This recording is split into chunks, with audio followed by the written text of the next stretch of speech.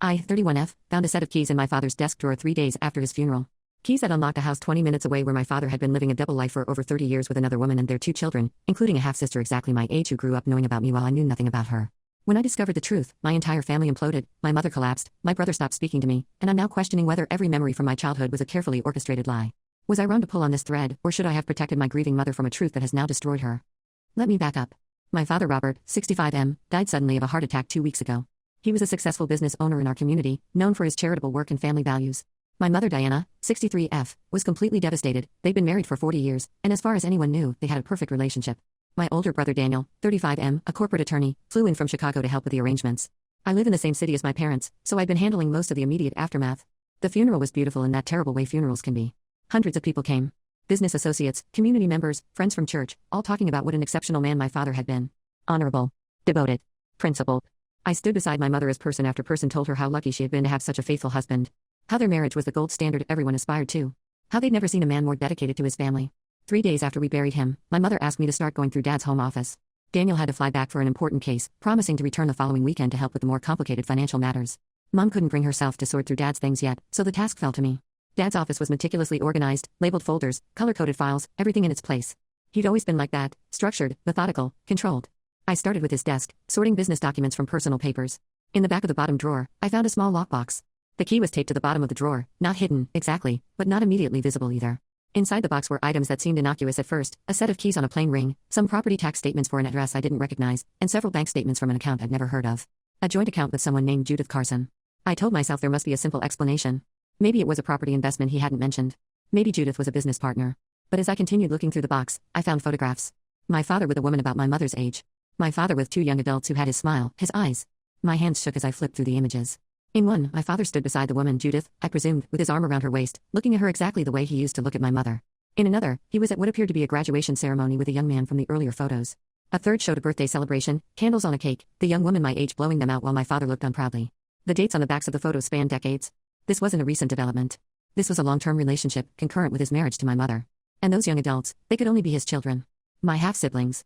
I sat in his office chair, photos scattered across the desk, trying to make sense of what I was seeing. My father, the man who never missed a Sunday dinner, who called my mother every day at lunch, who lectured us about integrity and honesty, had been living a double life for possibly my entire lifetime. The property tax statements were for a house in Oak Ridge, a suburb about 20 minutes from our home. I entered the address into Google Maps and saw a modest but well-maintained 2-story house. Using the image search, I found more recent photos of the same young adults from the pictures, tagged with the names Vanessa Carson and Tyler Carson. My half-sister and half-brother. I didn't tell my mother what I'd found. Not immediately. I needed to be certain before I potentially destroyed what remained of her world. Instead, I drove to the address in Oak Ridge the next morning, unsure what I was hoping to find or what I would do if someone was home. The house was quiet, no cars in the driveway. I sat in my car across the street for nearly an hour, rehearsing what I might say if I knocked on the door. In the end, I couldn't bring myself to approach. What right did I have to intrude on their grief? They'd lost him too. When I returned home, I found my mother sitting in Dad's office, the lockbox open on the desk, photographs in her trembling hands. "Sarah," she said, her voice barely audible. "What is this?" The look on her face haunts me still, confusion giving way to comprehension, then absolute devastation. I rushed to her side, but she flinched away from my touch.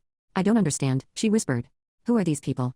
I explained what little I knew, showing her the property records and bank statements. With each word, she seemed to physically shrink, folding in on herself as if being crushed by an invisible weight.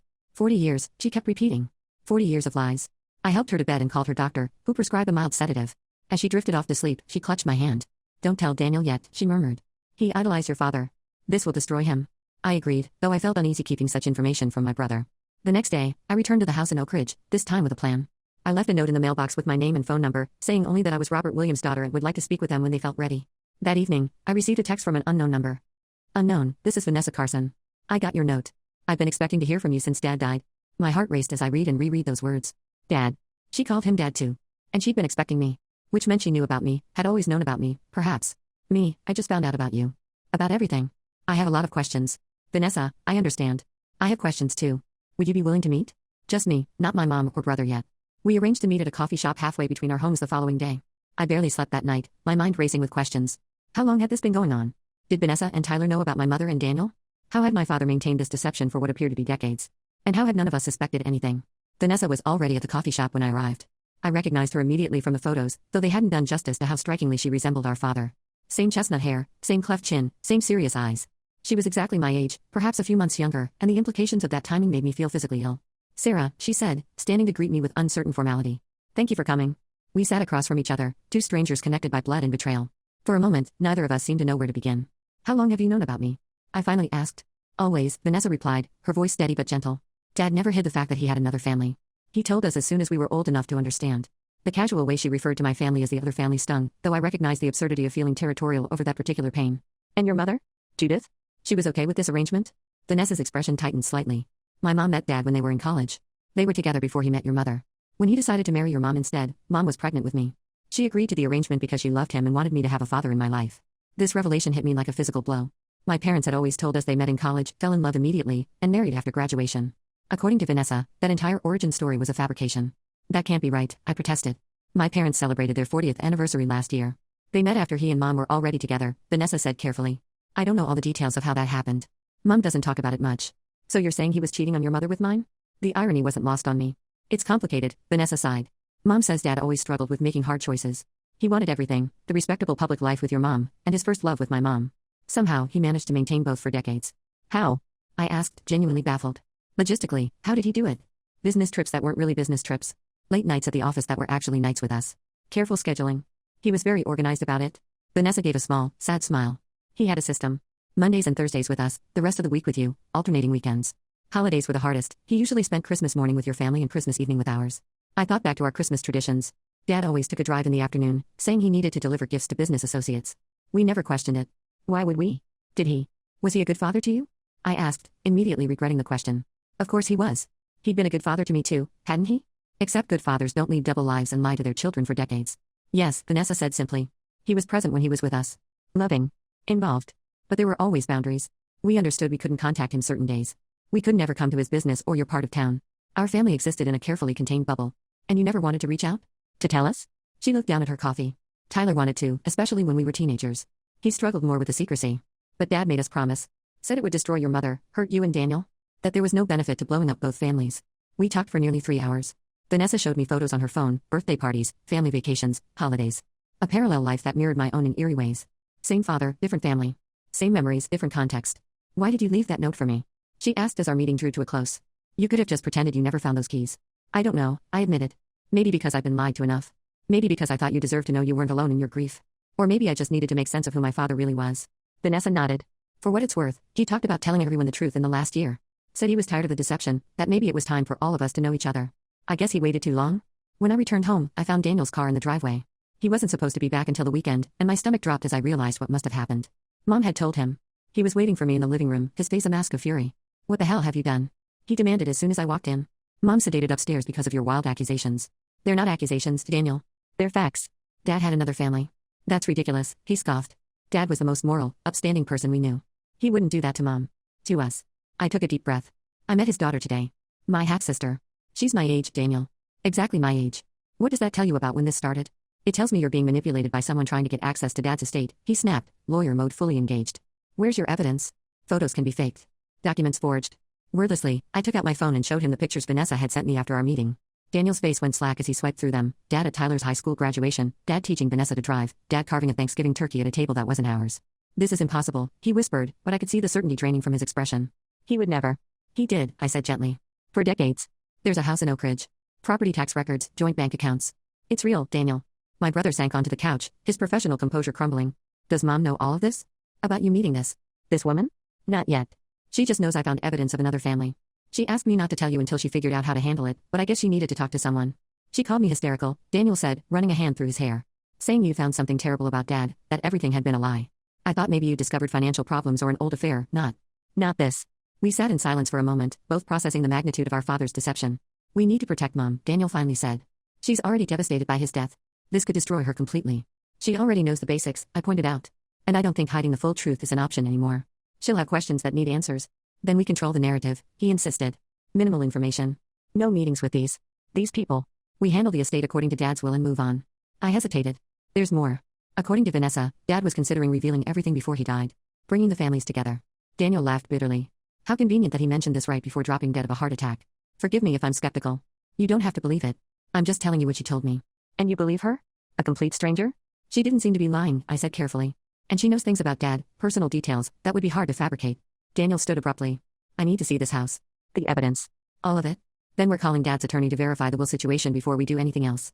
I agreed, relieved that he was at least acknowledging the possibility rather than dismissing it outright. We decided to visit the Oak Ridge house the next morning.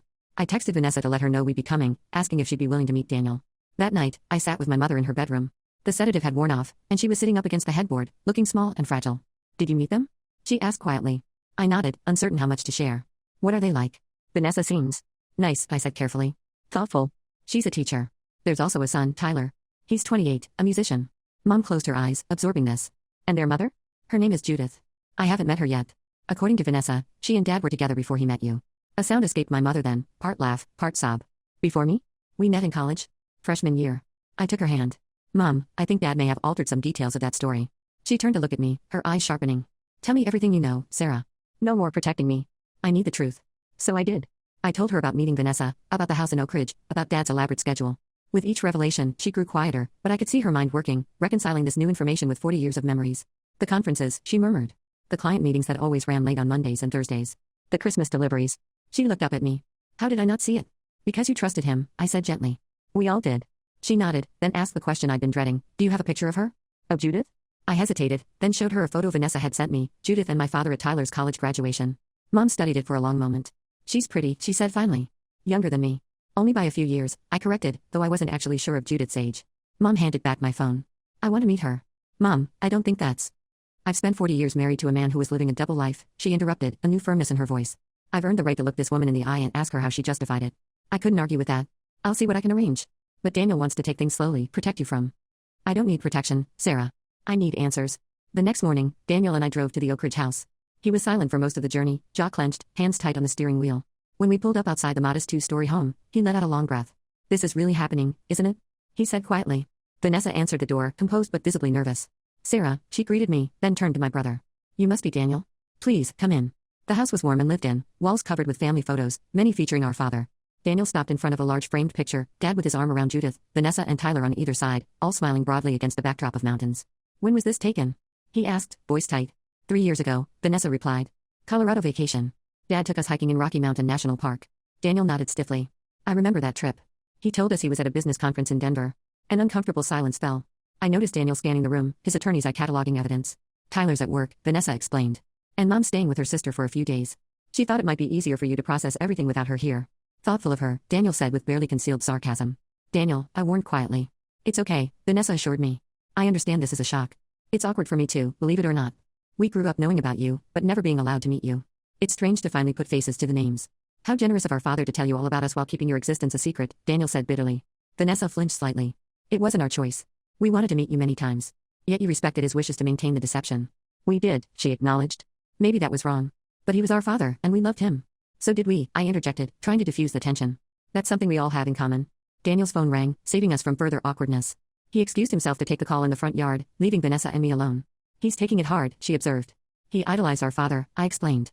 "This contradicts everything he thought he knew about him." "Tyler struggled similarly when he was old enough to understand the full implications," Vanessa said. "He went through a phase of intense anger around 16. Dad was patient with him, but it was a difficult time. I tried to imagine my father navigating a teenager's moral outrage while maintaining his perfect facade in our home. The mental gymnastics required were astounding." "Our mother wants to meet Judith," I said, changing the subject. "Is that something you think might be possible?" Vanessa looked uncertain. "I'd need to ask Mom. She's fragile right now. She lost her partner of nearly 40 years, and now the secret they both maintained is exposed. It's a lot to handle." "My mother feels the same way," I pointed out. "Except she didn't know about the secret until after he died." Vanessa nodded, acknowledging the difference. "I'll talk to her. No promises, but I'll try." Daniel returned, looking grim. "That was Dad's attorney. He wants to meet with both families tomorrow. Apparently, Dad's will addresses this situation specifically." "Both families?" I repeated. "Yes. It seems Dad left instructions about what should happen if his arrangement came to light after his death." Daniel's voice was tight with controlled fury. "The attorney has been aware of this situation for years. He helped Dad draft legal protections for both households." Vanessa looked down. "Dad mentioned having made provisions. I didn't know the details." Daniel turned to her, professional mask firmly in place. "The meeting is at 2 p.m. tomorrow at Hamilton and Peters downtown. I assume you'll inform your mother and brother?" She nodded. "We'll be there." The drive home was tense, Daniel radiating anger beside me. "This is going to be a legal nightmare," he muttered. "If Dad's estate is divided between 2 families. Is that really what you're worried about right now?" I asked incredulously. "The money? I'm worried about Mom," he snapped. "About her financial security, her future. If half of what should be hers goes to Dad's. His other family, what does that mean for her retirement? For the house? I hadn't considered the practical implications. Dad was successful. Surely there's enough for everyone." "That's not the point," Daniel insisted. "These people already took 40 years of Dad's time and attention from us. Should they get his money too? They're his children, Daniel. Just like us." "No," he said firmly. Not just like us. We were raised in his real family. We carry his name. I chose not to argue further, recognizing that Daniel was still processing his shock and anger. When we arrived home, Mom was waiting in the living room, dressed in a simple black dress, her hair carefully styled for the first time since Dad's death. "How did it go?" she asked. Daniel began a carefully edited version of our visit, but I interrupted. "We met Vanessa. She seemed sincere." Dad's attorney called. Apparently Dad left specific instructions in his will regarding both families. "We're meeting tomorrow at 2. Mom absorbed this with remarkable composure. "Both families? So I'll meet Judith?" "Probably," I confirmed. "Are you sure you're ready for that?" "No," she admitted. "But it needs to happen eventually. Better to get it over with." Daniel shot me an exasperated look. "Mom, you don't have to do this. I can represent your interests." "This isn't just about legal interests, Daniel," she said firmly. "This is about looking in the eye of the woman who shared my husband for 40 years and understanding how this happened." That night, I couldn't sleep. I kept thinking about Vanessa's words, that Dad had been considering revealing everything before he died. Had he really intended to bring his two families together? Or was that just something he told his other family to keep them pacified, with no real intention of following through? Around midnight, my phone chimed with a text from Vanessa. "Vanessa, my mom agreed to meet yours tomorrow. She's nervous but says it's time. Also, I found something you should see." Dad kept journals. The recent ones have entries about wanting to come clean to everyone. She attached a photo of a handwritten journal page dated just 3 weeks before Dad's death. "I can't maintain this division any longer. The constant compartmentalization is exhausting, and I'm not getting any younger. Both families deserve the truth, difficult as it will be. Diana will be devastated, but perhaps in time, she'll understand it wasn't for lack of love but due to my own cowardice and inability to choose. The children are adults now. Sarah and Vanessa might even find they have things in common beyond their shared father. Daniel will be the hardest to convince, but he's a reasonable man beneath his rigid principles. Next month, after the Williams account is finalized, I'll begin the process. First Diana, then the children. It's time to live one honest life for whatever time I have left." I stared at the words, written in my father's familiar handwriting. He had been planning to tell us. He'd just run out of time. First update. Thank you all for the overwhelming response to my post. I've read every comment, and I appreciate the support, advice, and shared experiences. I never expected this to resonate with so many people. For those asking if I'm TA, the consensus seems split between NTA, for being honest with my mom, and nah, recognizing this is a complex situation with no perfect solutions. To answer some common questions, yes, I've confirmed this isn't a scam targeting my father's estate. The evidence is irrefutable, including DNA connections that became clear when Vanessa and I compared certain inherited traits. And no, I don't think my mom had any idea about the arrangement. Her shock and devastation were too profound to be feigned. It's been 3 weeks since my last post, and so much has happened that I hardly know where to begin. I guess I'll start with a meeting at the attorney's office, which was even more intense than I anticipated. We arrived first, my mother, Daniel, and me. Mom wore her good navy suit, the one she used to wear to important school functions when she was still teaching. Her face was composed, but I could see her hands trembling slightly as she clasped and unclasped them in her lap. Daniel sat beside her in full lawyer mode, back straight, legal pad ready, expression carefully neutral despite the storm I knew was raging inside him. I chose a seat across the table, mentally positioning myself as a bridge between the two families. The symbolism wasn't lost on Daniel, who shot me a look of barely concealed betrayal.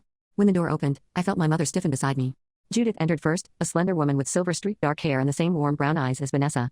She was elegant in a simple black dress, her composure slipping only momentarily when she made eye contact with my mother. Vanessa and Tyler followed, both looking uncomfortable but determined.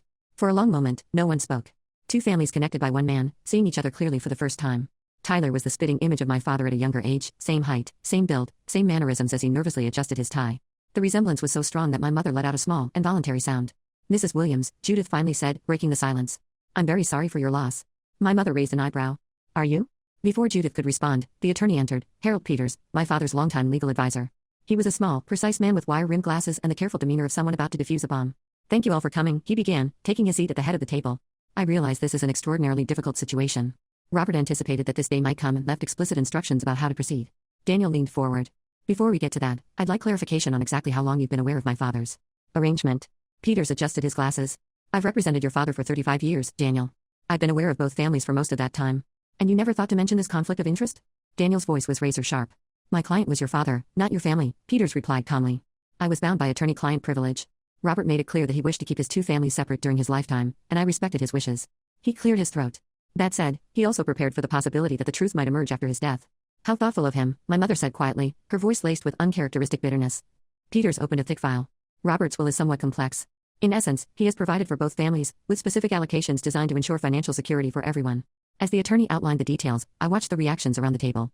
The estate was substantial, the business, investment accounts, property, life insurance, all carefully divided. Mom would keep the family home and receive lifetime income from a trust. Daniel and I each had significant inheritances. On the other side of the equation, Judith would receive the Oak Ridge house and her own trust income. Vanessa and Tyler were provided for equally alongside Daniel and me. Daniel was taking rapid notes, his jaw tight. "These trusts," he interrupted. "Who controls them?" "Independent trustees," Peters explained. Robert was very clear that he didn't want either family to have control over the other's financial security. "How reassuring," Daniel muttered. "There's more," Peters continued. "Robert left letters for each of you. He removed 6 sealed envelopes from his folder and distributed them around the table. He asked that you read these privately. I stared at the envelope with my name written in my father's familiar handwriting.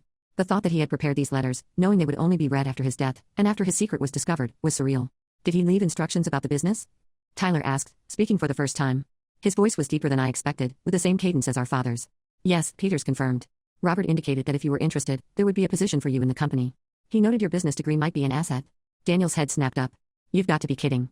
He's never worked a day in the company. Neither have you, Tyler responded evenly. You chose law instead. Because I was told the business would go to Sarah eventually, since she's been working there for years, Daniel shot back. I felt uncomfortable being discussed as if I weren't present. Can we focus on the current situation? Dad obviously wanted all of us provided for. That's a good starting point. Sarah's right, Vanessa interjected. We're not here to fight over assets. We're here to figure out how to move forward with the reality we've all been handed. My mother had been silent throughout this exchange, her eyes fixed on Judith. I'd like to know, she said suddenly, her voice cutting through the tension, how you justified it. All these years, sharing my husband. Watching your children grow up with half a father while pretending that was normal. Judith met her gaze steadily. I loved him, she said simply. Not the arrangement, that was painful and often lonely. But I loved Robert since we were 19 years old, and when he told me he'd met someone else but couldn't bear to lose me completely, I made a choice. She paused. A flawed choice, perhaps, but one I've lived with for 35 years. He told me you were a brief college relationship, my mother said. That it ended before we met. I'm sure he told many convenient stories, Judith replied with a sad smile. Robert was skilled at crafting narratives that allowed him to maintain his compartmentalized life. Did you never want more? My mother pressed. A full-time husband? A normal family life? Of course I did, Judith acknowledged. There were ultimatums over the years, threats to end it. But he always convinced me that someday things would change, that we needed to be patient. She glanced at her children. And I couldn't bear to take their father away from them completely. So you took him away from us instead, Daniel said coldly. Part-time. Daniel, I warned. No, he's right, Judith said. There's no way to justify it that doesn't sound selfish or deluded. I made choices that affected your family, and I can't undo that harm. She turned back to my mother. I never intended to hurt you, Diana. I told myself you didn't know, so you weren't suffering. It was a convenient rationalization. My mother's composure cracked slightly. Every business trip? Every late night? Every Christmas afternoon? Judith nodded. Many of them. Not all. The raw pain in my mother's eyes made me want to end the meeting immediately, but she straightened her shoulders. Were there others?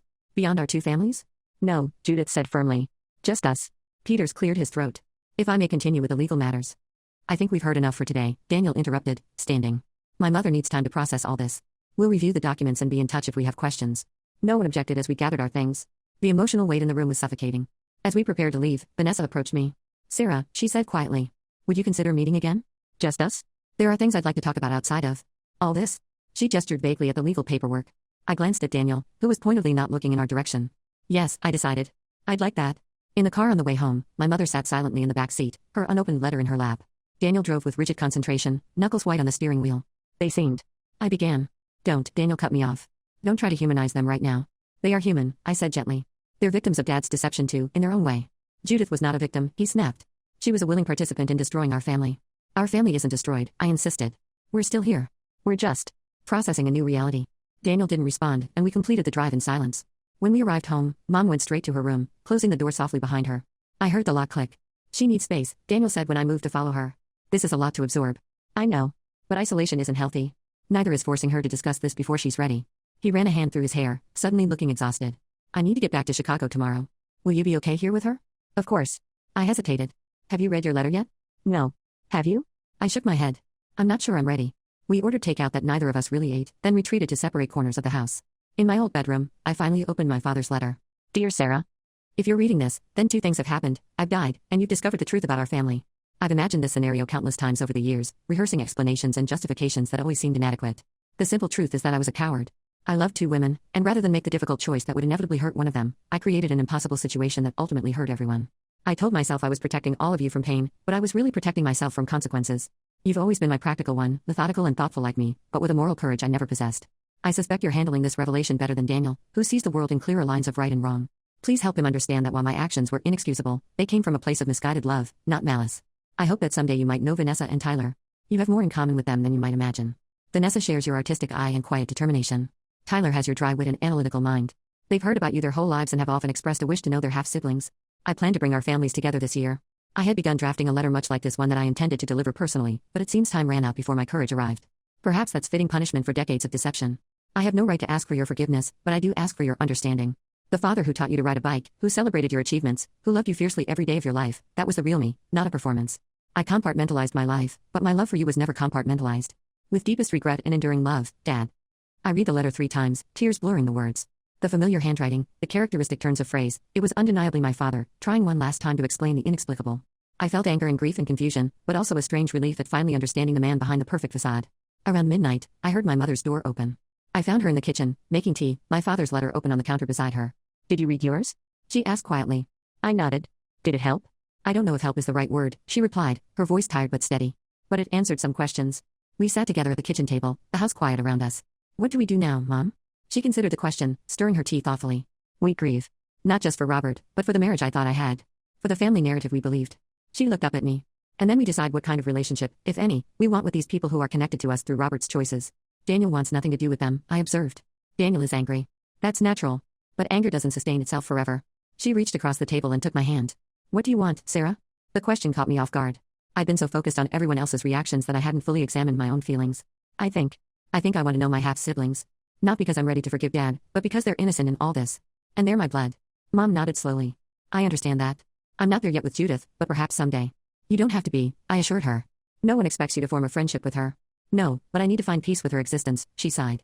"Robert loved her. For 40 years, he loved us both. I can't erase her from his story without erasing parts of him too." I marveled at my mother's grace in the face of such betrayal. "You're handling this better than I would. I've had a good life, Sarah. 40 years with a man I loved, 2 wonderful children, a beautiful home. Finding out it wasn't exactly what I thought doesn't negate the happiness I experienced." She smiled sadly. "Besides, what's the alternative? Bitter hatred? Endless recrimination? Robert is beyond the reach of my anger now." The next morning, Daniel left for Chicago, extracting a promise from me to call immediately if anything changed. I could see he was worried about leaving us, but his rigid sense of propriety was still struggling with the existence of our father's second family. Later that day, I met Vanessa at a park halfway between our homes. We walked along the tree-lined paths, the physical activity making the conversation somehow easier. "Tyler wants to meet you properly," she said after we'd covered the basics about our lives. Without the attorneys and inheritance drama. "I'd like that," I admitted. It was strange seeing someone who looked so much like Dad. Vanessa nodded. "We have his old albums at our house. Baby pictures, college photos, things from before your family. Would you want to see them sometime?" The thought of glimpsing parts of my father's life I'd never known was both painful and compelling. "Yes, I think I would." We continued walking, sharing stories about growing up with the same father in parallel universes. The holidays he spent divided between homes, the traditions that overlapped, the phrases and mannerisms he carried between his 2 lives. "Did you read his letter?" I asked eventually. "Yes."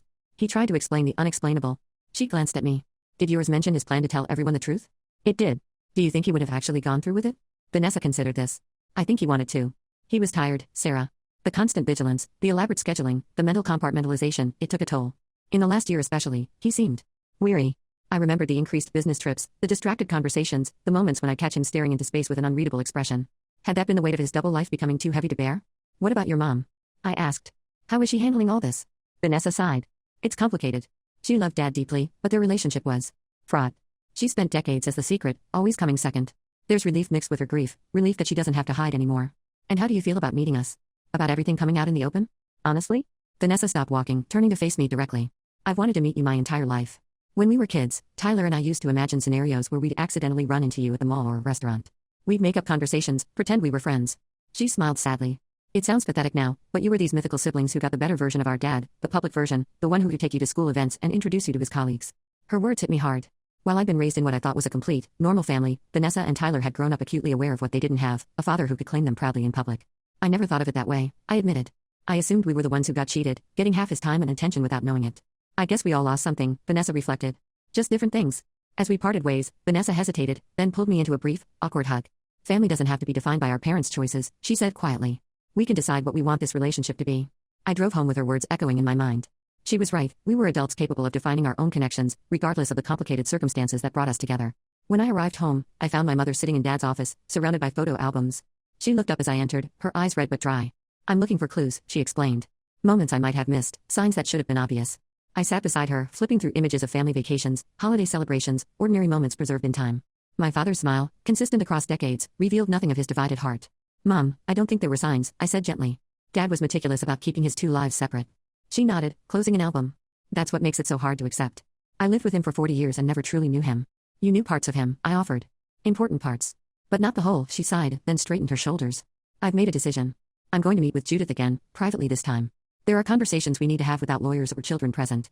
"Are you sure that's a good idea?" "No," she admitted with a small smile. "But it's necessary. We shared a husband for 4 decades without knowing it. If anyone can help me understand Robert, it's her." The meeting was arranged for the following week at a neutral location, a private room at a restaurant outside town. I offered to drive my mother, but she insisted on going alone. She returned home 4 hours later, emotionally exhausted but somehow lighter. We talked, she said simply when I asked how it went. Really talked. About Robert, about our marriages, about the strange intersection of our lives. And I don't hate her, my mother said, sounding almost surprised. I wanted to, it would be easier in some ways. But she's just a woman who made compromises for love, as we all do in different ways. Over the next 2 weeks, an uneasy new normal began to emerge. Daniel called daily from Chicago, his initial rage gradually mellowing into reluctant acceptance. He agreed to meet Tyler for lunch during his next visit home, strictly to take his measure, he insisted, though I suspected he was as curious about our half-brother as I had been about Vanessa. The most surprising development came from my father's sister, Aunt Helen. She called one evening, her voice tight with anxiety. Sarah, I need to talk to you about your father, she began without preamble. About Judith and the children. A cold feeling settled in my stomach. You knew, didn't you? Her silence was answer enough. How long? I asked. Almost from the beginning, she admitted softly.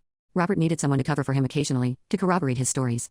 I didn't approve, but he was my brother, and I helped him maintain the deception. The betrayal stung in a new way. Aunt Helen had been a constant in our lives, holidays, birthdays, family gatherings. She'd looked us in the eye for years while knowing the truth. Does Mom know you were involved? Not yet, she said, her voice small. I wanted to tell you first, to explain. Explain what? I asked, unable to keep the hurt from my voice. Why you helped Dad lie to us for decades. I thought I was protecting your mother from pain, she said. Robert convinced me it was kinder this way, that no one would benefit from the truth coming out. She paused. I see now how wrong that was. How complicit I was in his deception. I struggled to reconcile this new information with the aunt I thought I knew. You need to talk to Mom, I finally said. She deserves to hear this from you directly. The fallout from Aunt Helen's confession was significant. My mother felt doubly betrayed, by her husband and by her sister-in-law, someone she had considered a friend. Daniel was livid, threatening to cut Helen out of his life entirely. I found myself in the uncomfortable position of mediator between all parties, trying to prevent the family from fracturing further along new fault lines. Meanwhile, my tentative relationship with Vanessa continued to develop. We met for coffee, exchanged texts, and slowly built a connection independent of our shared father. Tyler joined us occasionally, his initial reserve gradually warming into cautious friendliness. They were, I discovered, genuinely good people who had navigated an impossible family situation with remarkable resilience. 3 weeks after the attorney meeting, the fragile ecosystem we'd been establishing was disrupted by an unexpected development. My mother received a call from the executor of Dad's estate, informing her that the family business was facing a cash flow crisis. The financial records showed significant personal withdrawals by my father in the months before his death, money that couldn't be accounted for in either household. Nearly $500,000, my mother reported, hanging up the phone with a bemused expression. Apparently transferred to an offshore account. Could it be a mistake? I asked. Or tax planning of some kind? The accountant doesn't think so. The transfers were carefully structured to avoid detection, small enough to fly under the radar, but frequent. This new mystery added another layer to my father's deception. What had he been planning? Was there yet another secret waiting to be discovered? That evening, Daniel called with his own theory. He was preparing to run, he said bluntly. The journals, the letters, the talk of revealing everything, it was misdirection. He was stockpiling cash for a new life somewhere else. That doesn't make sense, I argued. Why would he run from 2 families who loved him? Where would he go? Who knows? Maybe there's a third family we haven't discovered yet, Daniel said bitterly. Maybe he was tired of juggling 2 lives and wanted to start fresh somewhere else. The suggestion was disturbing, but I couldn't entirely dismiss it. After all, we'd already discovered our father was capable of maintaining elaborate deceptions for decades. I called Vanessa to see if she had any insights. Dad mentioned wanting to travel more, she said after considering the question. Something about places he'd always wanted to see. But it didn't seem suspicious at the time. $500,000 is a lot of travel money, I pointed out. Unless he was planning to take all of us, she suggested.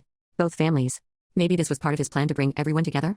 The idea was simultaneously touching and absurd. My practical, methodical father planning some grand family unification trip seemed out of character. Yet so did embezzling from his own company. The mystery deepened the following day when my mother discovered a locked file on Dad's computer labeled simply resolution. The password prompt defeated our attempts at access, until I tried a combination of all our birthdays, his children from both families. The file contained a series of documents including property listings in a coastal town 3 hours away, correspondence with a builder about renovations to a large beachfront home, and a draft letter addressed to both my mother and Judith. Diana and Judith. I've spent decades dividing my life between the 2 people I love most in this world. I've compartmentalized my heart, my time, and my affection in ways that have been unfair to both of you and to our children. The enclosed information represents my attempt at resolution, not a perfect solution, but perhaps a path forward. The property I've purchased has sufficient space for both families to stay comfortably, allowing for privacy while creating opportunities for connection. My hope is that we might spend holidays and special occasions there together, beginning the slow process of becoming one extended family. I recognize the pain and adjustment this will require, but I believe it offers a chance at honesty and wholeness that has been missing from all our lives. I will understand if either of you finds this proposal impossible to accept.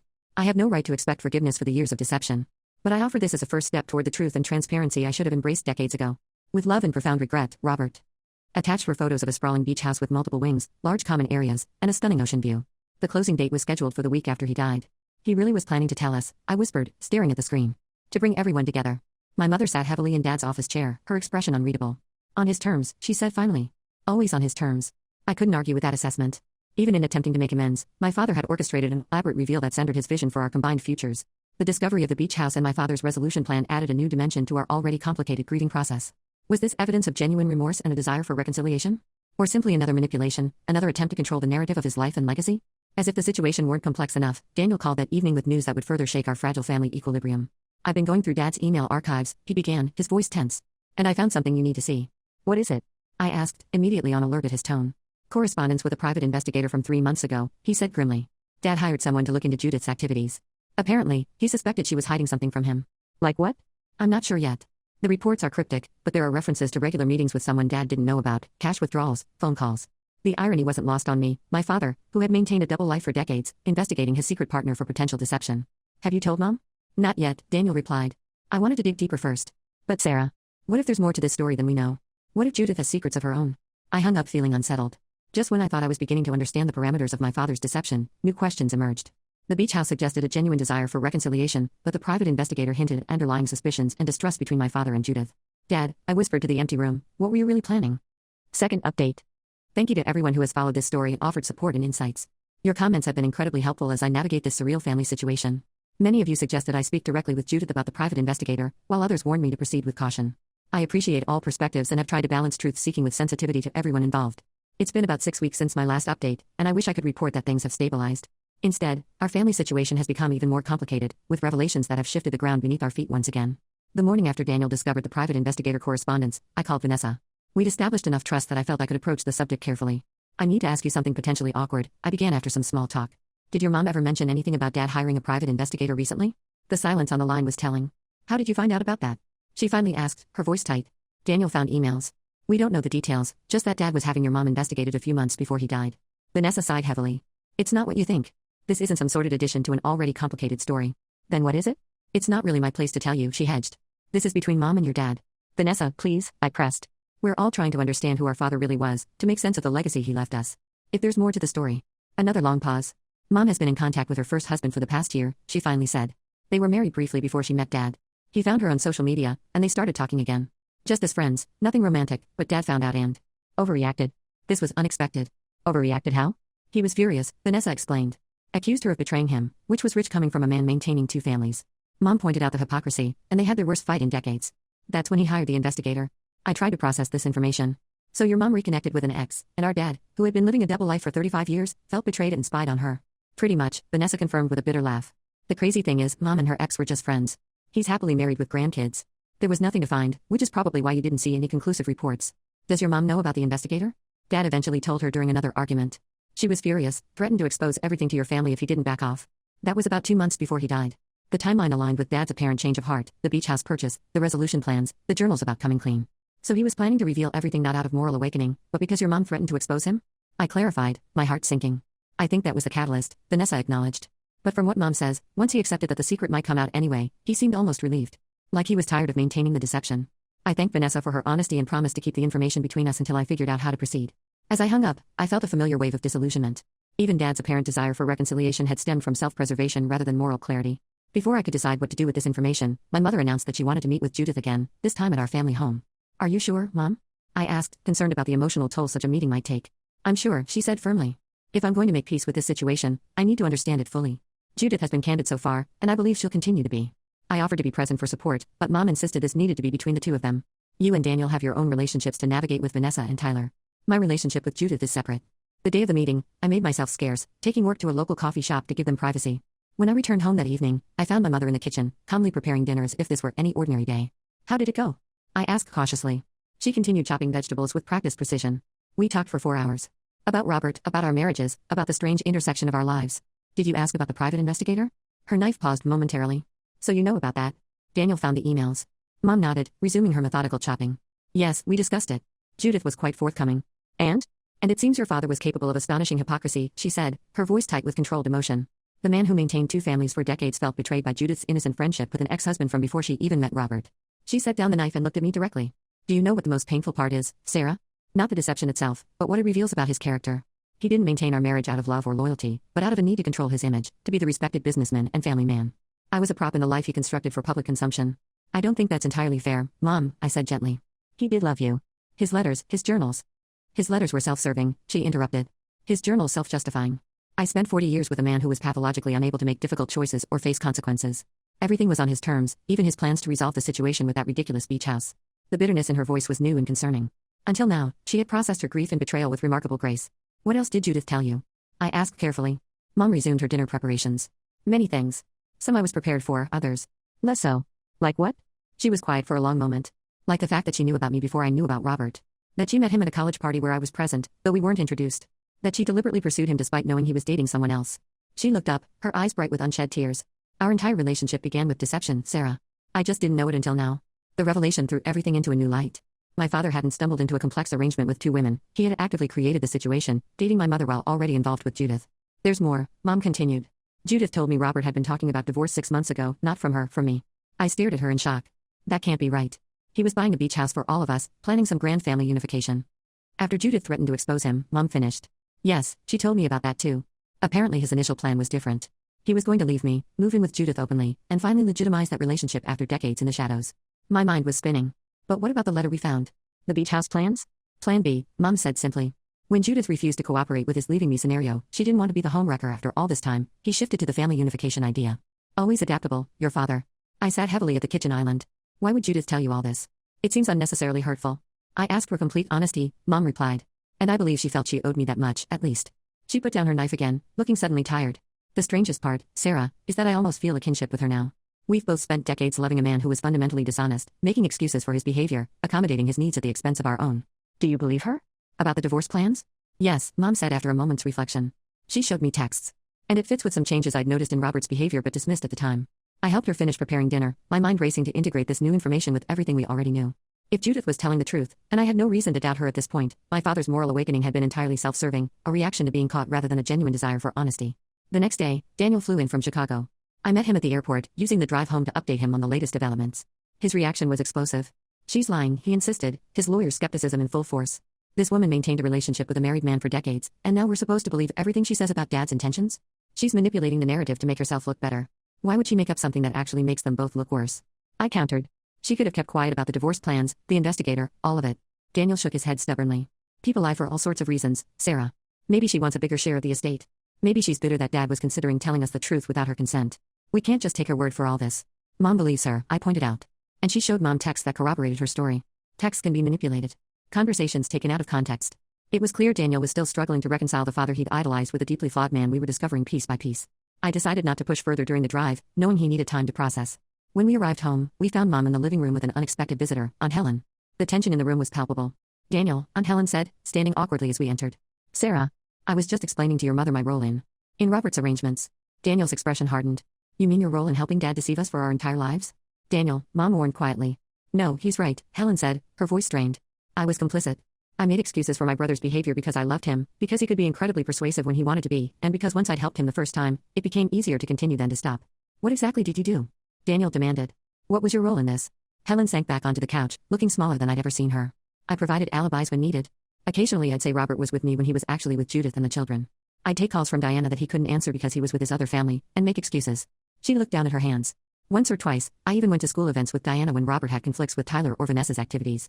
The depth of the deception was staggering. Aunt Helen had been an active participant in maintaining my father's double life, helping to construct the elaborate web of lies that had defined our family dynamic. How could you look us in the eye all those years? Daniel asked, his voice raw with hurt. Birthdays, holidays, family dinners, knowing the entire time what Dad was doing? I told myself it wasn't my secret to reveal, Helen replied, tears gathering in her eyes. That exposing Robert would only cause pain to everyone involved. That the children, all of you, were better off not knowing. That wasn't your decision to make, I said quietly. Helen nodded, accepting the rebuke. I know that now. I've come to apologize, though I understand if you can't forgive me. I'm not sure I can, Daniel said bluntly. Mom had been silent throughout this exchange, watching with an unreadable expression. Now she spoke, her voice steady. Helen has told me everything, including something you both should know. Your father was planning to leave me for Judith before his death. The beach house and family unification plan was a backup option, one he only pursued after Judith refused to cooperate with the original plan.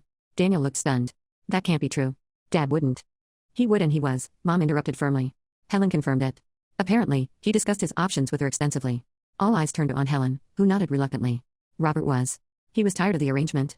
He said maintaining two separate lives had become too exhausting. He wanted simplicity in his later years. Simplicity, Daniel repeated incredulously. After 4 decades of unprecedented complication, he wanted simplicity. And you supported this? I told him he was being selfish, Helen said, surprising me. That after all these years, Diana deserved better than to be discarded once he decided the arrangement was no longer convenient for him.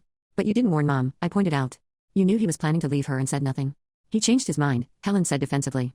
After Judith refused to go along with it, he shifted to the reconciliation plan. I thought. I hoped he was finally doing the right thing, bringing everything into the open, taking responsibility. Out of self-preservation, not moral clarity, Daniel said bitterly.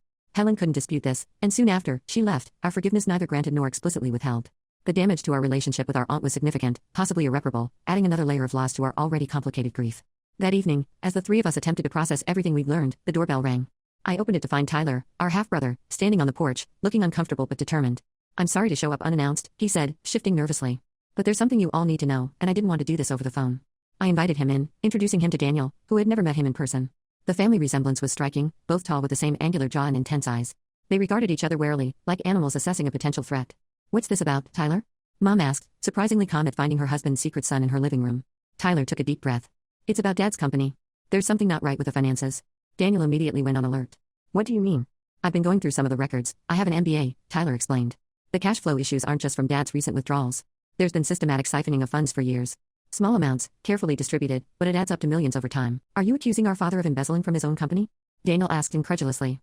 "Not embezzlement exactly," Tyler clarified. "The money went to an account in the Caymans, but from there, it's been funding something called the Phoenix Foundation. I can't figure out what that is, but the transfers have been happening monthly for at least 15 years. This was an entirely new mystery. None of us had heard of the Phoenix Foundation, and its purpose, like so many aspects of my father's life, remained obscure." "How did you get access to these records?" Daniel asked suspiciously.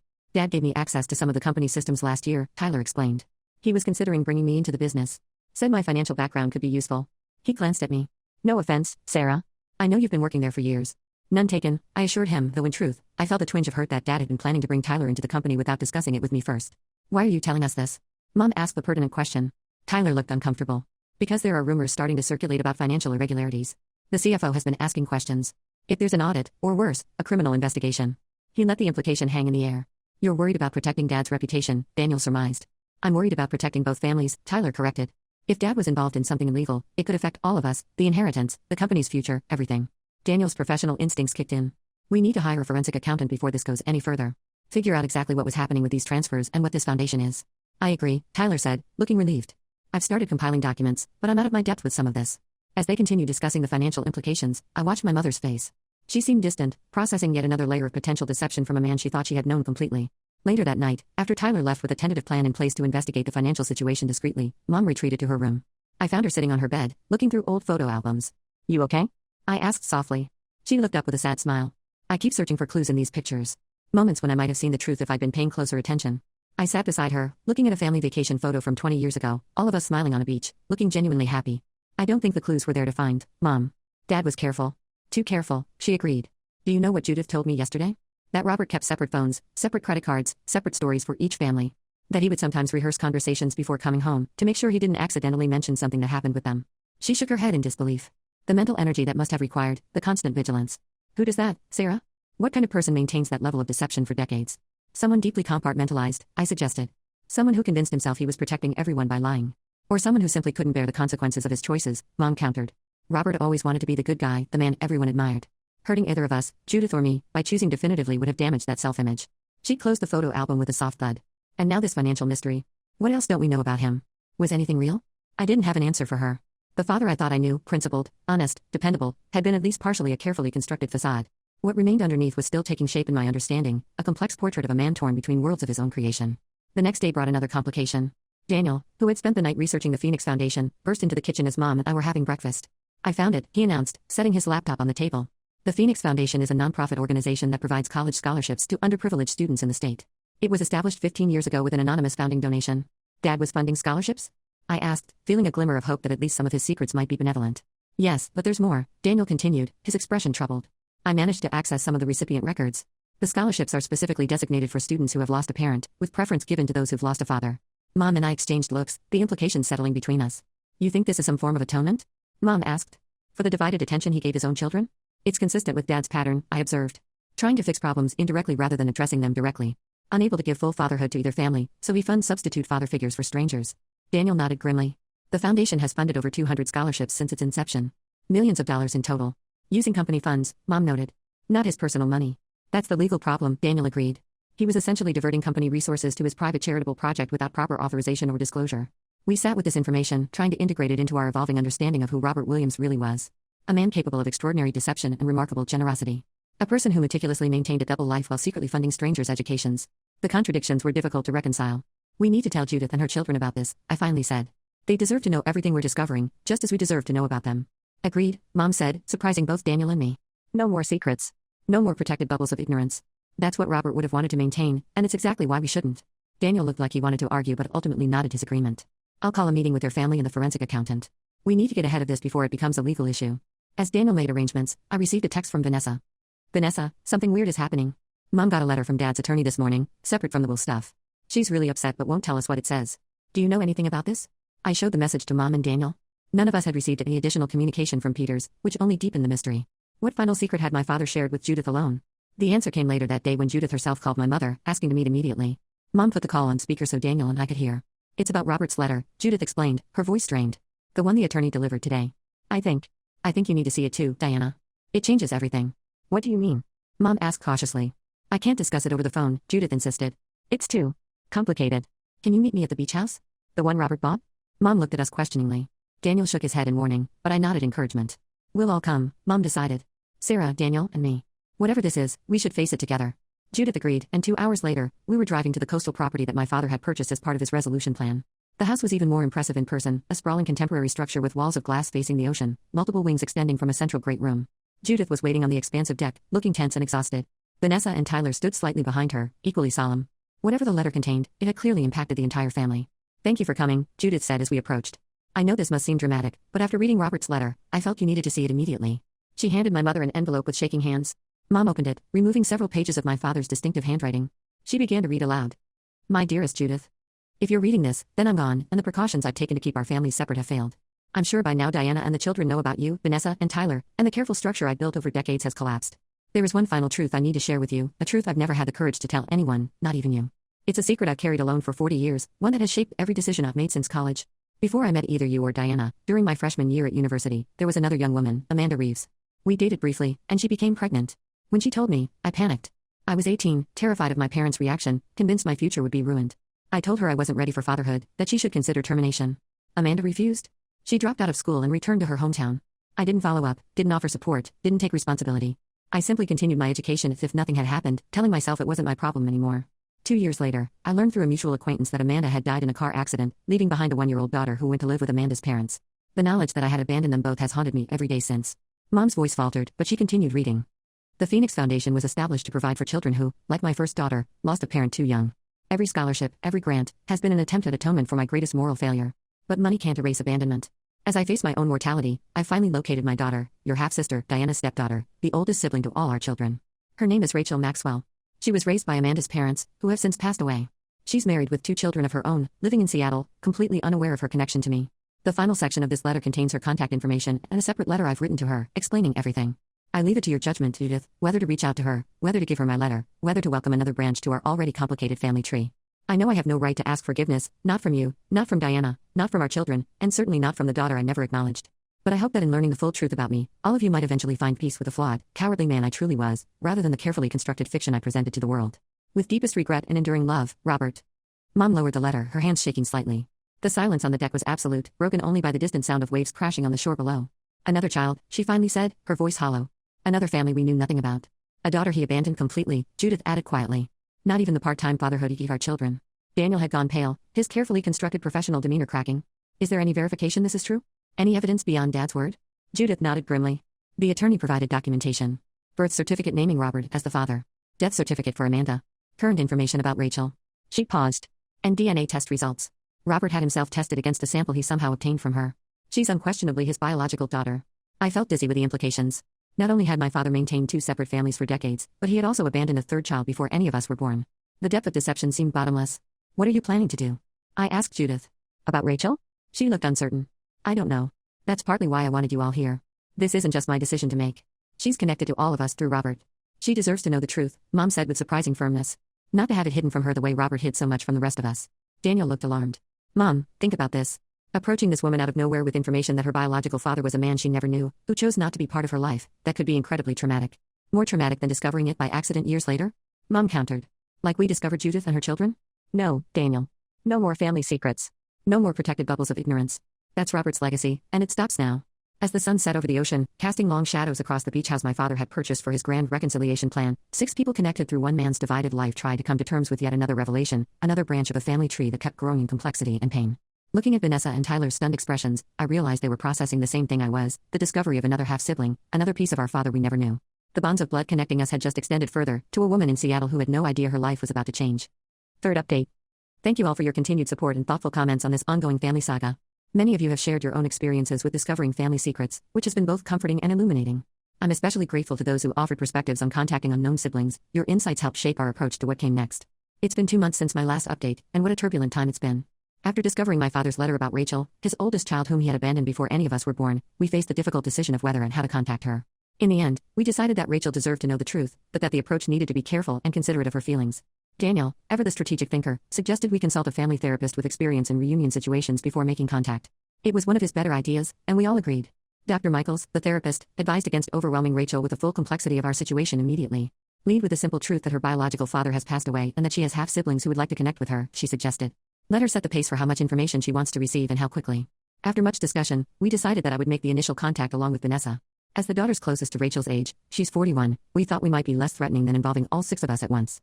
We drafted a carefully worded email that provided basic information about our father's death and our discovery of her existence, expressing a desire to connect if she was open to it, but respecting her right to decline. 3 anxious days passed before we received a response. Rachel's email was cautious but not unfriendly. Thank you for your message. To be honest, I've always known I was adopted by my grandparents after my mother's death, but I never pursued information about my biological father. This is quite unexpected. I'd be willing to speak with you both by phone to learn more, though I want to be clear that I've had a full and happy life with the family who raised me. I'm not looking to fill any void or make complicated claims on your father's estate. I'm simply curious about this part of my history that I never knew. We arranged a video call for the following weekend. I was a bundle of nerves as Vanessa and I sat side by side in my living room, waiting for Rachel to connect. When her face appeared on screen, we both gasped audibly. The family resemblance was unmistakable. She had our father's eyes and smile, though her coloring was different. This is surreal, were her first words. You both look so much like me. Or I look like you. Or we all look like our father, Vanessa finished quietly. The initial conversation was awkward but surprisingly warm. Rachel was a pediatric nurse with 2 teenage daughters of her own. She had grown up knowing that her grandparents were actually her maternal grandparents, and that her mother had died when she was very young. She had occasionally wondered about her biological father but had never felt compelled to search for him. My grandparents gave me a wonderful, stable childhood, she explained. They never spoke negatively about my biological father, just said he was very young and not ready for parenthood when my mom got pregnant. That matches what we know, I told her. Our father left a letter explaining that he was 18 and panicked when your mother told him she was pregnant. He regretted his actions deeply, especially after learning of her death. Rachel nodded thoughtfully. It helps to hear that. I never had a name or a face to attach to the concept of biological father before. She paused. So he went on to have other families? This was the delicate part. Vanessa and I exchanged glances before I carefully explained that our father had lived a complicated life, maintaining relationships with both our mothers simultaneously for decades. We kept the explanation simple, promising more details when she felt ready. Rachel absorbed this with remarkable equanimity. That's quite a story, she said finally. And now he's gone, and you're all left trying to make sense of who he really was. Exactly, Vanessa confirmed. It's been a journey of discovery for all of us. By the end of the 2-hour conversation, a tentative connection had been established. Rachel expressed interest in meeting everyone eventually but wanted to process what she'd learned first. She also wanted to discuss the situation with her husband and daughters before deciding how deeply to engage with our unexpected family expansion. When Vanessa and I reported back to our respective families, the reactions were mixed. My mother seemed genuinely pleased that the contact had gone well. Rachel sounds like a lovely person, she said. It's not her fault how she came into this world or that Robert abandoned her. Daniel was more reserved. I'm glad she's not interested in making claims on the estate, he noted pragmatically. That simplifies things legally. Tyler was immediately enthusiastic about having another sister, while Judith's response was tinged with compassion born from her own complicated history with our father. Over the next few weeks, Rachel exchanged emails with all of us, gradually building relationships and absorbing the complex reality of her biological father's life. She agreed to meet in person but suggested a neutral location rather than the emotionally charged beach house. We arranged to gather at a resort midway between our city and Seattle, a month after the initial contact. All of us would attend, my mother, Daniel and me, Judith, Vanessa, and Tyler, along with Rachel, her husband Michael, and their teenage daughters Emma and Lily. As the meeting approached, I found myself taking on the role of family coordinator, mediating between all parties and working to manage expectations. Daniel was immersed in resolving the issues with the Phoenix Foundation, working with the company board to legitimize the charitable giving retroactively and avoid legal complications.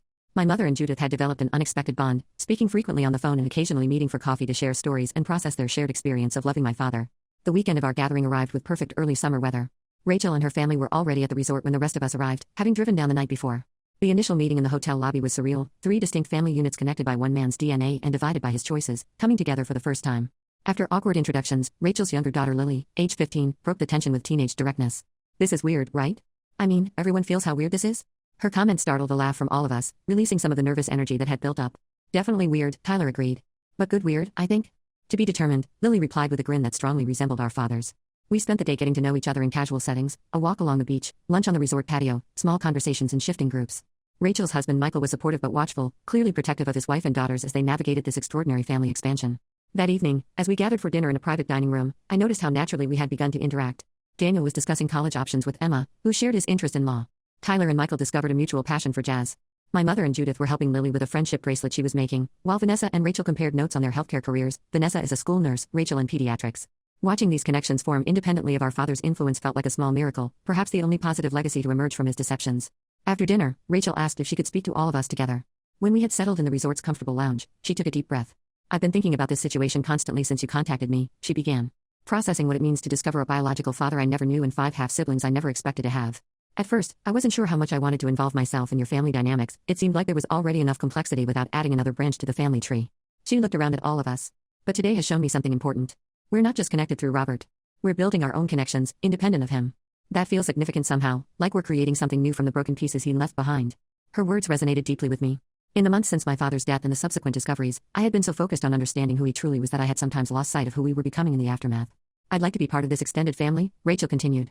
Not just for myself, but for my daughters, who have suddenly gained aunts and uncles and cousins they never knew existed.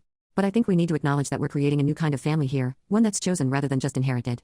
We all nodded in agreement. Daniel, who had been the most resistant to embracing our expanded family, surprised me by speaking up. When Sarah first discovered Dad's secret, I was angry, at him, at Judith and her children, even at Sarah for pulling on that thread. He glanced at me apologetically. I wanted to protect what I thought was our real family. But I've realized there's no such thing. We're all equally real, equally connected to Dad, equally affected by his choices. And equally in the dark about who he really was, Tyler added. Not anymore, my mother said quietly. Whatever else has happened, at least now we all know the truth. That's worth something. Judith nodded. 35 years of secrets was enough. Whatever relationship we build moving forward, at least it will be based on honesty. As the evening progressed, our conversation turned to practical matters. Daniel and I had been working with the family attorney to restructure the inheritance to include provisions for Rachel, though she continued to insist she wasn't interested in financial claims. The Phoenix Foundation would continue its mission, now with transparent governance and proper funding structures. My father's company was stabilizing after the initial shock of the financial irregularities, with Tyler taking on a consulting role to help straighten out the accounting systems.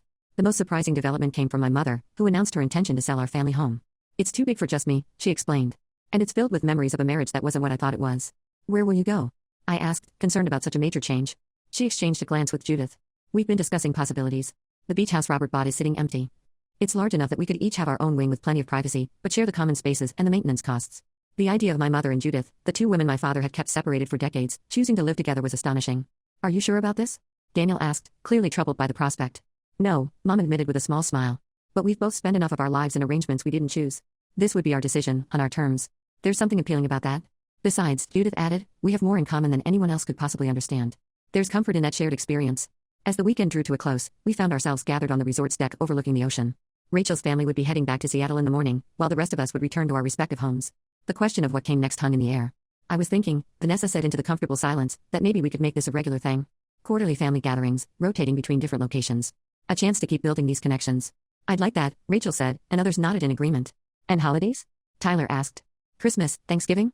One step at a time, my mother suggested wisely. Let's not rush to replicate traditional family structures. We can create our own traditions that make sense for our unique situation.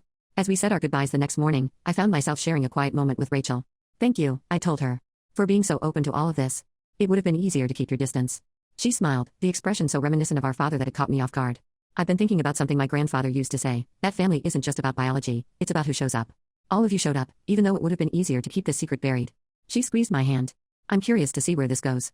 Driving home with my mother and Daniel, I reflected on the extraordinary journey of the past 5 months. The father I thought I knew had been revealed as someone far more complex and deeply flawed than I ever imagined. The family I thought was complete had expanded in ways I never could have anticipated. Do you think we're doing the right thing? I asked as the miles passed. Embracing this expanded family concept?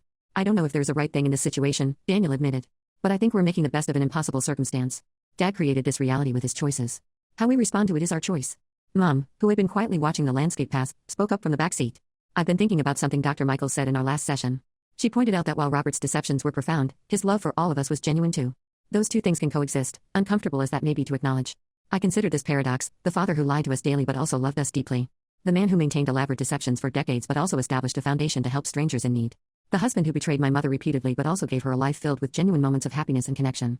I think, I said slowly, that learning to hold those contradictions without letting them destroy us might be the healthiest outcome we could hope for. When we arrived home, I found a text from Vanessa. Vanessa, this weekend was better than I could have hoped. For the first time since Dad died, I feel like something good might come from all this pain. Thank you for being the bridge between our families. I know it hasn't been easy. Her message touched me deeply. Without consciously choosing the role, I had indeed become the connective tissue between the fractured pieces of my father's legacy. It was an unexpected responsibility, but one that felt increasingly right. The following weeks brought a flurry of activity. Daniel returned to Chicago but remained actively involved in resolving the business and legal matters. My mother and Judith began serious discussions about the beach house arrangement, consulting with an attorney to establish clear boundaries and expectations for their unconventional living situation. Rachel and her family maintained regular contact through group texts and occasional video calls, gradually integrating into our expanded family circle. I found myself spending more time with Vanessa and Tyler, our shared experiences creating a bond that felt both new and somehow familiar.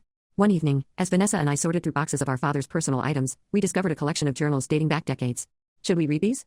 Vanessa asked hesitantly. It feels invasive, but also like we might finally understand him? I finished. I've been wondering the same thing. We decided to skim rather than deep dive, checking dates around significant life events. What emerged was a portrait of a man in constant internal conflict, genuine love for both families battling with guilt over his deceptions, pride in his children's accomplishments mingled with regret at the compartmentalized life he had created. One entry, dated shortly after Tyler's birth, was particularly revealing. Tyler James Carson arrived today, 8 pounds, 3 ounces perfect in every way. Judith was magnificent through a difficult delivery. I feel the same overwhelming love I felt when Daniel and Sarah were born, yet shadowed by the knowledge that this child will never know his siblings, that these two halves of my heart will remain forever separated. The necessary lies have already begun, told Diana I was at a conference in Boston while I was actually at Mercy Hospital, holding my newborn son. How many more lies will I tell over this child's lifetime? Is the love I feel enough to justify the deception it requires? The journal entries revealed a man more self-aware than we had given him credit for, conscious of his moral failings yet unable to make the difficult choices that would have brought his fractured life into alignment. It was a deeply human struggle, one that inspired complicated feelings of both empathy and lingering anger. He knew what he was doing was wrong, Vanessa observed, closing a journal from the early 2000s. He just couldn't figure out how to stop. Or was too afraid of the consequences if he did, I added. As we continued sorting through our father's possessions, dividing them between our families based on sentimental rather than monetary value, a clearer picture emerged of the man behind the deception. He had loved deeply, if imperfectly. He had caused profound harm while also creating moments of genuine joy and connection. He had been, like all of us, a complex tangle of contradictions, capable of extraordinary dishonesty but also of extraordinary love. The most unexpected development came 6 weeks after our weekend with Rachel, when my mother and Judith invited all of us, including Rachel and her family, to the beach house for a family meeting. They had made their decision about the property and wanted to share their plans with everyone at once. When we gathered in the spacious living room overlooking the ocean, my mother looked more animated than I had seen her since before my father's death. Judith and I have been discussing what to do with this house, she began. As you know, we've been considering living here together, each with our own space but sharing common areas and expenses. Judith picked up the thread seamlessly. We've realized that while that arrangement might work for us, it doesn't address the larger question of what this place should be for all of you, our children and grandchildren. After much reflection, my mother continued, we've decided that this house should belong to all of you equally. Not to us, not to any individual, but to the entire extended family Robert created. Judith nodded. We're establishing a family trust that will own and maintain the property. Each of you, Sarah, Daniel, Vanessa, Tyler, and Rachel, will have equal shares and equal say in its use and future. The intention, my mother explained, is for this to be a gathering place for the whole family. A place where the separations Robert maintained can heal, where new connections can form, where his grandchildren and perhaps someday great-grandchildren can come to know their shared heritage. The symbolism was powerful, the house my father had purchased as part of his resolution plan becoming, in fact, the physical manifestation of a different kind of resolution than he had envisioned. Not the controlled, orchestrated reunification he had planned, but an organic coming together of all the people affected by his choices, on our own terms. What about you two? Daniel asked. Where will you live? My mother smiled. I purchased a townhouse downtown. Smaller, more manageable, and close to the cultural activities I've been wanting to explore. And I'll be staying in the Oak Ridge house, Judith added. It's been my home for 35 years, and I'm not ready to leave it yet. Their decision struck me as both practical and deeply symbolic, choosing independence rather than trying to merge lives that had developed separately for decades. It seemed healthier than forcing an artificial togetherness that might echo my father's controlling tendencies. Rachel, who had been quiet during this announcement, finally spoke. I'm touched to be included in this arrangement, she said carefully. But I want to be clear that I don't expect or need equal financial consideration with the rest of you. Dad was never part of my life. That wasn't your choice, my mother pointed out gently. And while Robert can't make up for his absence during your lifetime, ensuring you have the same inheritance rights as his other children is a small step toward acknowledging that wrong. Besides, Vanessa added with a smile, we're all getting to know each other now.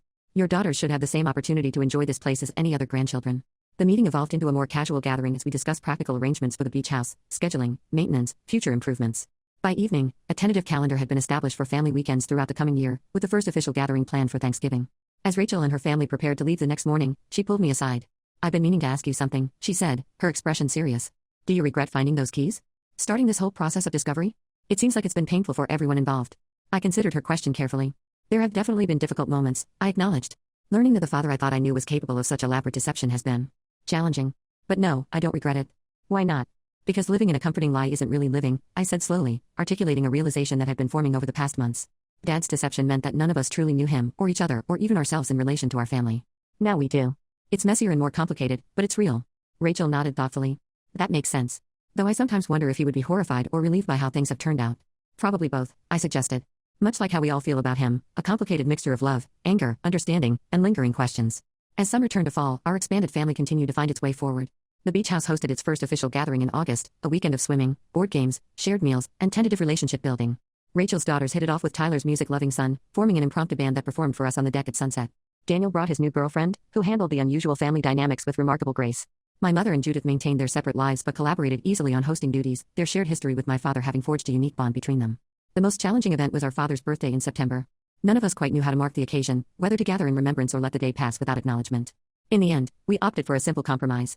Those who wished to participate joined a video call where we shared stories about him, the good and the bad, the loving father and the deceptive husband, the community leader and the secret keeper. He taught me to sail when I was 10, Tyler recalled. Spent an entire summer patiently showing me how to read the wind, trim the sails, navigate by landmarks. I never understood how he found the time, given what we now know about his schedule. He never missed a single one of my basketball games, Daniel added. Even when it meant driving 3 hours each way on a weeknight. That commitment seems even more remarkable now, knowing the competing demands on his time. He wasn't there for any of my milestones, Rachel said quietly. But looking at all of you, hearing your stories, I can piece together parts of him that might exist in me too. That's something I never expected to have. By the time Thanksgiving approached, we had established a new normal, not perfect or seamless, but functional and increasingly comfortable. The beach house was prepared for its first major holiday gathering, with all 3 families planning to attend for at least part of the 4-day weekend. The night before Thanksgiving, as I packed for the trip, I found myself reflecting on the extraordinary journey of the past 9 months. I had lost the father I thought I knew and gained a family I never knew existed. I had watched my mother transform from a betrayed wife into a woman reclaiming her independence. I had seen Daniel's rigid worldview bend to accommodate new relationships and perspectives.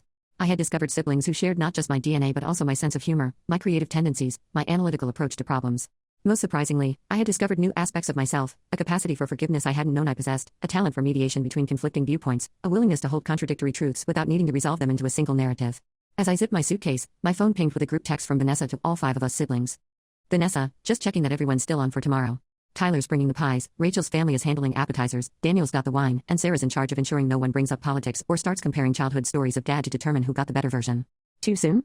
I laughed out loud at her message, appreciating the blend of practical planning and gentle acknowledgement of our complicated shared history. This was who we were becoming, a family capable of navigating difficult truths with honesty and even occasional humor. My response was simple. Me, on my way. Can't wait to see everyone. Final update.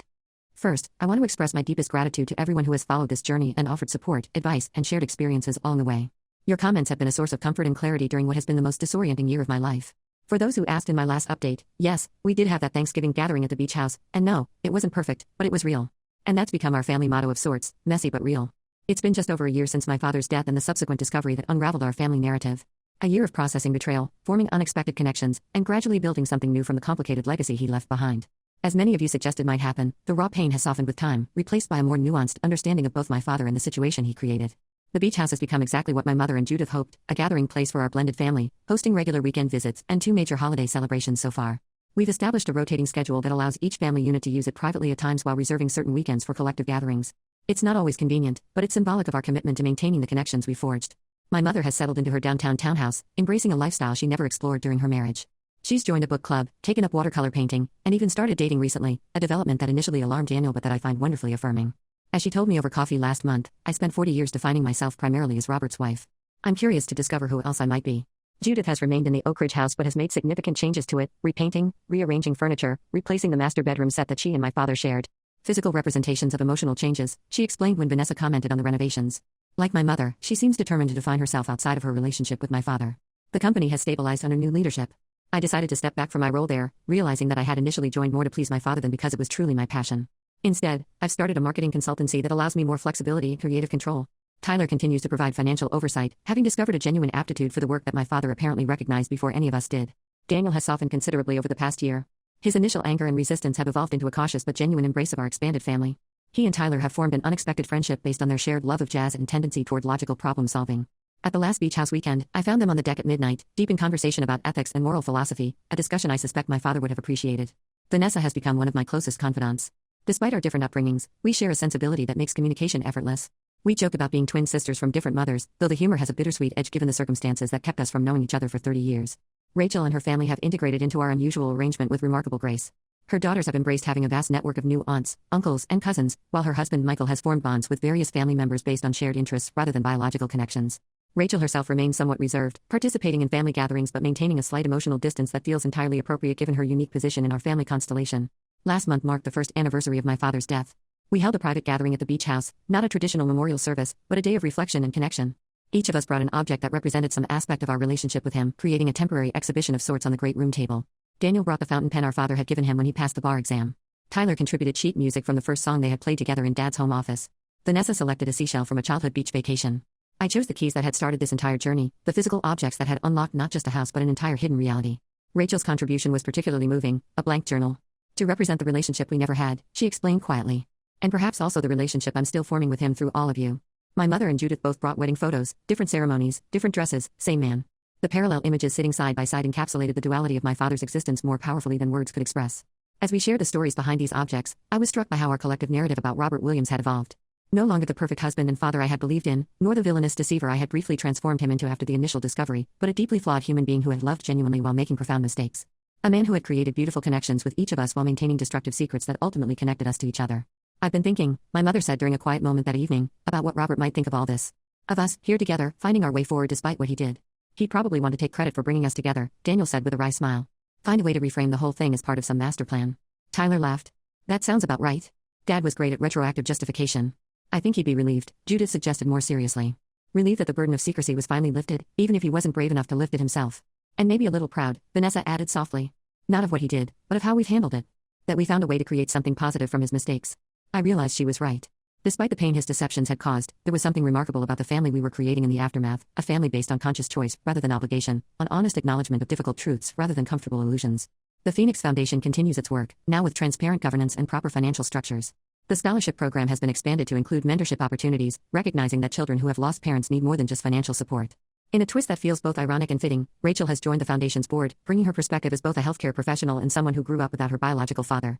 We've established a family tradition of volunteer days at the foundation's annual scholarship ceremony, all of us participating in different capacities.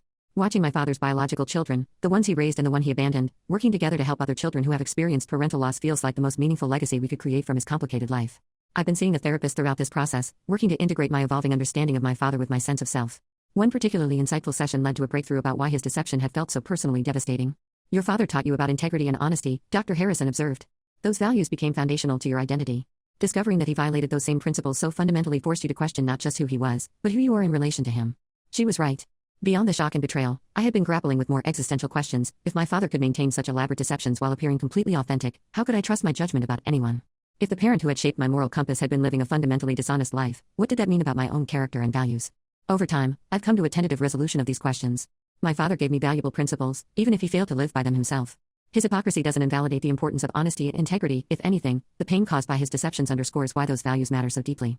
Last week, while helping my mother clear out the last of my father's personal items from a storage unit, I found a small wooden box containing cufflinks, watches, and other men's accessories. At the bottom was a folded piece of paper, a bucket list in my father's handwriting, created just months before his death. Most items were mundane: visit Alaska, learn to play the saxophone, read War and Peace. But item number 3 caught my attention: tell the truth. All of it? Finally. I showed it to my mother, whose expression softened as she read it. He wanted to, she said quietly. Even if he couldn't bring himself to do it in life. Do you think he ever would have? I asked. If he hadn't died when he did? She considered the question seriously. I don't know. I'd like to believe he would have found the courage eventually. But it's also possible he would have continued adjusting his stories, making plans, writing in his journals about his intentions without ever taking action. We'll never know, I acknowledged. No, she agreed. But in some ways, that uncertainty is a gift. It allows each of us to believe whatever version brings the most peace. Her wisdom struck me deeply. Throughout this journey, I've struggled with the ambiguity of my father's character and intentions. Was he a manipulative narcissist or a loving father caught in a web of his own making? Was he genuinely planning to reveal everything or simply managing damage control after Judith's ultimatum? Did he love all of us authentically, or was he merely playing roles in separate theaters of his life? The truth, I've come to believe, is that these questions don't have singular answers. My father contained multitudes: genuine love alongside calculated deception, moral awareness alongside practical hypocrisy, good intentions alongside harmful actions. Accepting this complexity without needing to resolve it into a simpler narrative has been perhaps the most significant growth I've experienced through this process. When I found those keys in my father's desk drawer a year ago, I never imagined the journey they would initiate. I asked in my original post whether I was wrong to pull on that thread, to reveal truths that caused pain to my grieving mother and disrupted the comfortable narrative of our family history. With the perspective of time, I can now answer that question with certainty: no. Despite the pain and disillusionment, discovering the truth was ultimately healing rather than harmful. Living authentically, even when that authenticity includes difficult realities, is preferable to existing in a comfortable but fundamentally false narrative. More importantly, the revelations led to unexpected gifts, relationships with siblings I never knew I had, a more genuine understanding of my parents as complex human beings rather than idealized figures, and a deeper appreciation for honesty in my own life and relationships. As we approach the holiday season, plans are underway for another beach house gathering, this time including some extended family members who have cautiously embraced our unconventional situation. My mother's new friend Alan will join us, as will Judith's sister and her family. Rachel's in-laws have even expressed interest in meeting the biological relatives of their grandchildren. The family that my father kept divided for decades continues to grow and connect in ways he'd likely never imagined. There's a certain poetic justice in that outcome, the secrets he maintained with such vigilance giving way to connections he never intended but that have become meaningful in their own right. So to answer the question that started this whole story, I'd offer telling my mom the truth about my dad's secret second family? No. The truth, however painful, created space for authentic healing that deception never could. And while I never would have chosen this path, I've come to appreciate where it has led. Thank you all for walking it with me. Edit, to address some common questions in the comments. Yes, DNA tests confirmed my biological relationship with Vanessa, Tyler, and Rachel. While we never doubted it given the striking physical resemblances, Daniel wanted verification for legal purposes. No, my mother and Judith are not romantically involved. Several commenters suggested this interpretation of their beach house plan. They're simply two women who share a unique life experience and have developed a friendship through that connection. For those asking about my own romantic life, I've been seeing someone for about 3 months. He's met some of my family, not all at once, that would be overwhelming for anyone, and he's handling the unusual dynamics with remarkable understanding. I've been completely honest about my family situation from the beginning, having learned the hard way what secrets can do. The Phoenix Foundation continues its work, with more transparent governance. We've actually expanded its mission to include support groups for children navigating complex family situations, something all of us wish had been available during our own experiences. To the person who asked if I ever feel angry at my father, yes, sometimes.